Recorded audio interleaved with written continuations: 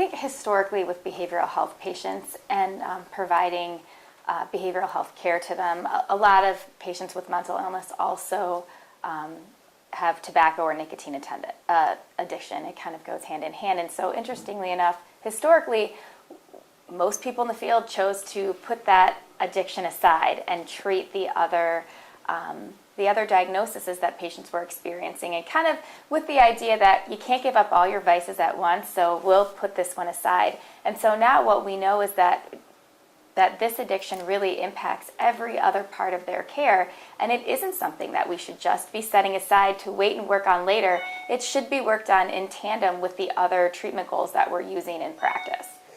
It is related to multiple health risks, and we as providers and staff at KCHC recognize that and want to address it. They embraced it very, very much. With the current providers we have, and I want to say all our staff, from the front office staff through medical support staff, everybody's been educated and they feel more empowered to speak with patients, offer resources, and they recognize the importance of tobacco being an important health risk for the patient. So everybody's been educated, and the response has been very, very positive in our clinic. Usually it does work pretty well. Another thing is if they are hesitant and they're, no, I don't want to do it right now, I always give them a quit line card. Encourage them to either contact me back, give me a call if you do decide at one point to quit smoking. Also, inform them that we do have medical providers that are willing to work with the Wisconsin Quit Line, and also we have therapists that would be able to help them. I think this program fits really well with an integrated health system operationally because we have a model here where our behavioral health and case management services are integrated into the everyday practice. And so if a patient comes in to see their primary provider and they are always asked about any addiction issues, nicotine and tobacco as well, and they verbalize that maybe they would like some information about quitting smoking, our behavioral health provider or case manager can go in at the same appointment and give them the education and the counseling options that they need at the time to address it. And that service is an adjunct to the medical visit. So we've kind of taken that cost issue right out off the table. With a warm handoff approach, where the doctor just calls us up, hey, this person is interested in quitting, can you meet with them briefly now? You talk about a plan, maybe refer them to the quit line, maybe they come back for individual counseling, but at least you get that first contact to give them some tips, some more ideas. We found that seems to work the best for our patients. We're happy to be able to offer all resources to our patients. We are happy that we have integrated behavioral health services because we know that some patients will respond better to behavioral therapy rather than medications. But majority of patients would do best with both behavioral modifications plus medication management.